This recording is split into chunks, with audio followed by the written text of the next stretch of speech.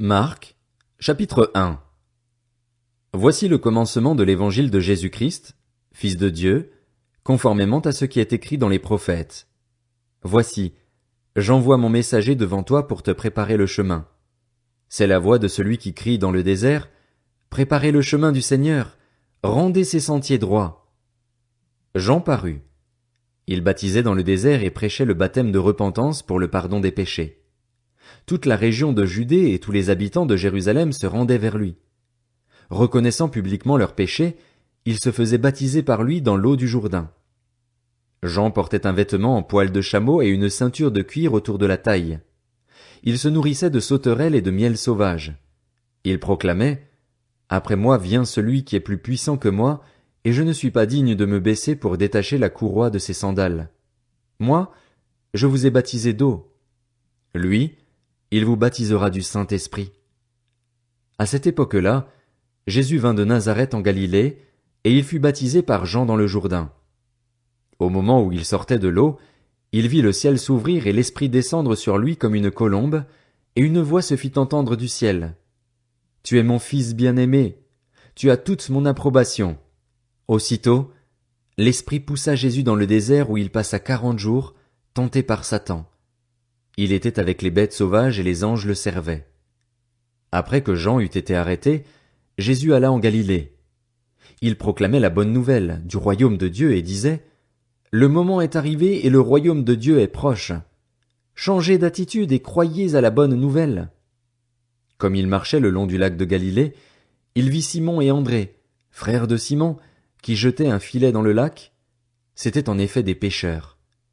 Jésus leur dit « Suivez-moi, et je ferai de vous des pêcheurs d'hommes. » Aussitôt, ils laissèrent leur filet et le suivirent. Il alla un peu plus loin et vit Jacques, fils de Zébédée, et son frère Jean, qui étaient eux aussi dans une barque et réparaient les filets. Aussitôt, il les appela. Ils laissèrent leur père Zébédée dans la barque avec les ouvriers et le suivirent. Ils se rendirent à Capernaüm. Dès le jour du sabbat, Jésus entra dans la synagogue et se mit à enseigner. On était frappé par son enseignement, car il enseignait avec autorité et non pas comme les spécialistes de la loi.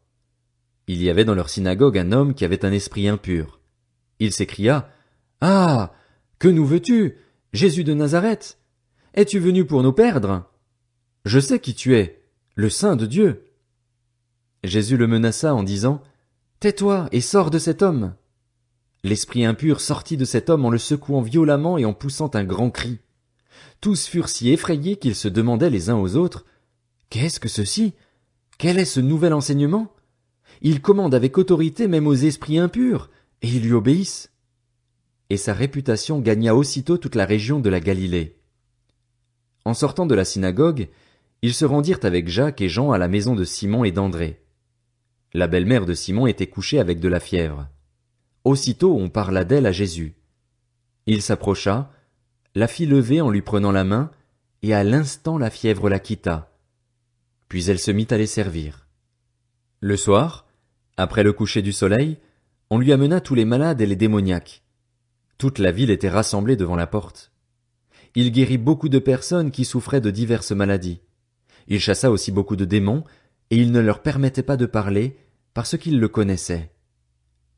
Vers le matin, alors qu'il faisait encore très sombre, il se leva et sortit pour aller dans un endroit désert où il pria.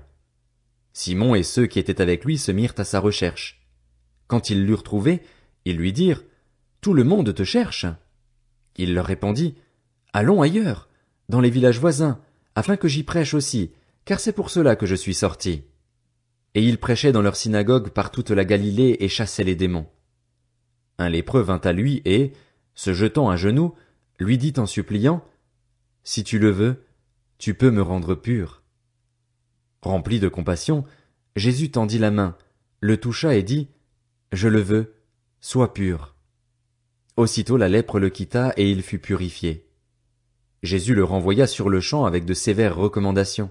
Il lui dit « Fais bien attention de ne rien dire à personne, mais va te montrer aux prêtres et présente pour ta purification ce que Moïse a prescrit, afin que cela leur serve de témoignage. » Cependant cet homme, une fois parti, se mit à proclamer partout la nouvelle et à la propager, de sorte que Jésus ne pouvait plus entrer publiquement dans une ville. Il se tenait dehors, dans des lieux déserts, et l'on venait à lui de partout.